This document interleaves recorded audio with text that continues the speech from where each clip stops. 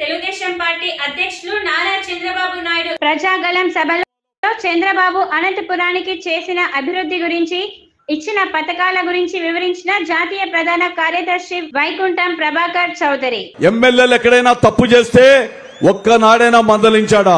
Chandrababu Naidu guarantee భయంతో ఎమ్మెల్యేలు జవాబుదారుగా ఉండాలని ప్రతి చిన్న విషయంలో కూడా ఆ చంద్రబాబు నాయుడు గారికి జవాబు చెప్పుకోవాల్సిన భయంతో పనిచేసిన సంఘటనలు.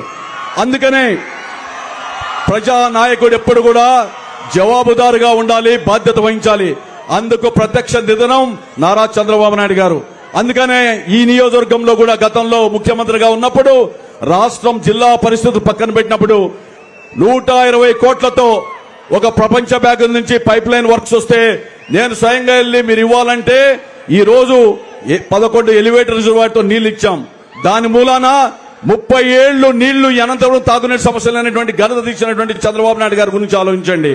అదేవిధంగా 120 కోట్లతో సూపర్ స్పెషల్ హాస్పిటల్ స్వచ్ఛ సురక్ష యోజన పథకం కింద వస్తే పెద్ద పెద్ద ఆసుపత్రికి పోవాల్సిన పని లేదని చెప్పి హైదరాబాద్ నగరాన్ని పోకుండా ఆసుపత్రికి వస్తే ఈ రోజు కూడా ప్రారంభోత్సవం చేయాలా? చంద్రబాబు నాయుడు గారు మళ్లీ ముఖ్యమంత్రి వస్తే కేంద్ర మంత్రిని పిలిపించి అక్కడ ప్రారంభించేటువంటి బాధ్యత కూడా ఈ రాబోయే కాలంలో ముఖ్యమంత్రి గారు తీసుకుంటారని మనం చేస్తున్నా. ఈ రోజు జగన్మోహన్ రెడ్డి ముఖ్యమంత్రి కరబగబోండి నీటి సరఫరా సరిగా లేదు. అదేవిధంగా బెంగళూరు సిటీలో నీటి సరఫరా లేదు. అనంతపురంలో 20-30 ఏళ్లు 2 పూటల నీళ్ళు ఇచ్చేటువంటి పథకాన్ని ప్రసాదించినటువంటి ముఖ్యమంత్రి చంద్రబాబు నాయుడు గారిని మనం చేస్తున్నా. అందుకని అదేవిధంగా రింగ్ రోడ్డు ఒకటి శాంక్షన్ చేశాడు అనంతపురానికి. చేస్తే ప్రభుత్వం ఎన్నికలు వచ్చాయి పోయాయి, రింగ్ రోడ్డుకు ఆచరణయోగ్యం కాలేదు, కానీ జీవో ఇచ్చాడు. అదేవిధంగా అండర్ గ్రౌండ్ డ్రైనేజ్ అనంతపురంలో కావాలని చెప్పి కళ 460 కోట్లతో అండర్ గ్రౌండ్ డ్రైనేజ్ ది హడ్కో లోన్ కూడా ఇవ్వడం, ఎన్నికలు రావడం అది తెరమరుగబడింది.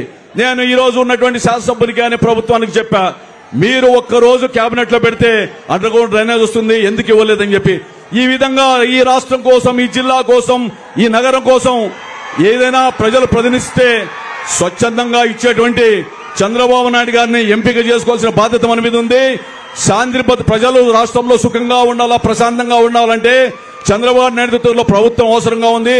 మనం అందరం కూడా శాసనసభకు ఓటేసి ఎమ్మెల్యే అభ్యర్థిని గెలిపిస్తే అది చంద్రబాబు నాయుడు గారికి ఓటేసినట్లు అవుతుంది. పార్లమెంటుకు ఓటేసి అభ్యర్థిని గెలిపిస్తే ప్రధానమంత్రిని ఎన్డీఏ ప్రభుత్వాన్ని తెచ్చుకున్నట్లు ఉంటుంది.